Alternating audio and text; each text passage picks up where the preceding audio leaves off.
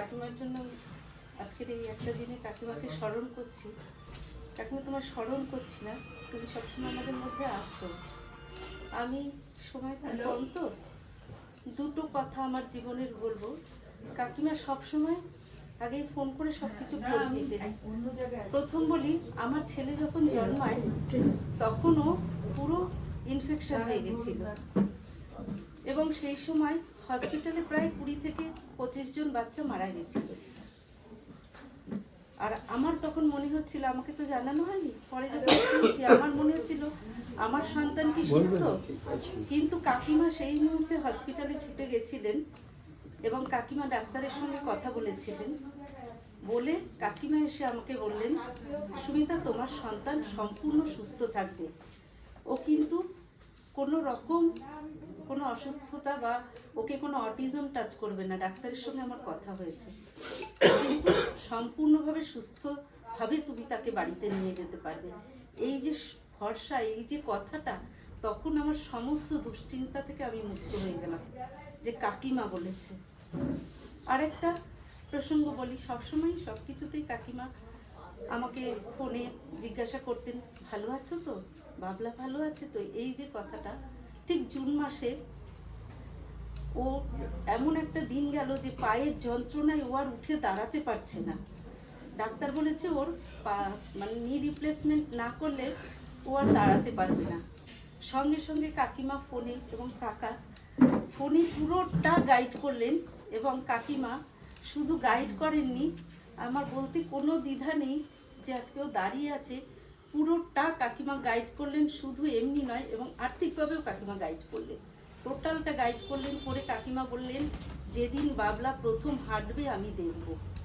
হসপিটালে রেগুলার কাকিমা ফোন করেছেন। হসপিটালে ও যখন প্রথম হাঁটলো, কাকিমা বললেন আমাকে ভিডিওটা পাঠাও। কাকিমা দেখলেন। বাড়িতে ওকে নিয়ে এলাম, আমার দিদির বাড়িতে। কাকিমা ভিডিও কল করো, আমি দেখবো বাবলা নিজে হাঁটছে, তবে আমি শান্তি পাবো। এবং ও হাঁটছে, আমি ভিডিও কল করে কাকিমাকে দেখাচ্ছি যে কাকিমা তুমি দেখো। আমাদের বাঙালিদের মধ্যে একটা কথা আছে, রূপ গুণ, সেই দুটো মেলাতে আমরা বলি রূপে লক্ষ্মী গুণে সরস্বতী। আমি কাকিমার ক্ষেত্রে সব সময় এই কথাটাই বলি যে কাকিমা রূপে লক্ষ্মী গুণে সরস্বতী। ভগবান যেন তার তুলির টানে কাকিমাকে সৃষ্টি করেছেন। আর ঠিক দিদিভাই যে কথাটা বলল, কাকার বড় কাকার কাজের দিন কাকিমা পাশে বসে বলছে, সুমিতা বলো তো তনুর মায়ের কি ভালো ভাগ্য, এইরকম চলে গেল, আমিও এইভাবে চলে যেতে চাই। কাকিমা আজকে এরকম কথাটা তোমার মুখ থেকে শুনতে না খুব কষ্ট হচ্ছে। না, আমিও না ভাবি এই ভাগ্যটা আমার হবে তো। আমি তোমার কাকাকে রেখে, আমাদের মোটামুটি সমস্ত বাঙালি মেয়েদের হয়তো এইটাই আশা থাকে যে আমি যেন সিঁথির সিঁদুর নিয়ে যেতে পারি। ঠিক কাকিমা সেই কথাটাই বলছিলেন, আমি কি আমার সিঁথির সিঁদুর নিয়ে আমি যেতে পারবো? তোমার কাকার আগে কি আমি চলে যেতে পারবো? তোমার কাকাকে আমি এই কষ্টটা দিতে চাই না। ঠিক 2 মাসের মাথায় যে এরকম একটা ঘটনা ঘটবে, আমরা সত্যিই তার জন্য প্রস্তুত ছিলাম না।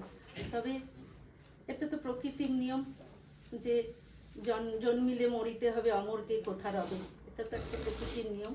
কিন্তু আমরা জানবো যে কাকিমা সব সময় আমাদের সাথে আছেন, থাকবেন এবং আমাদের সকলকে আশীর্বাদ করবেন। এই যে কাকিমার থেকে যে এই উদ্যোগটা, কীভাবে একটা সংসারকে ধরে রাখতে হয়, বিয়ের পর থেকে অনেকটা শিখেছি কাকা কাকিমার থেকে।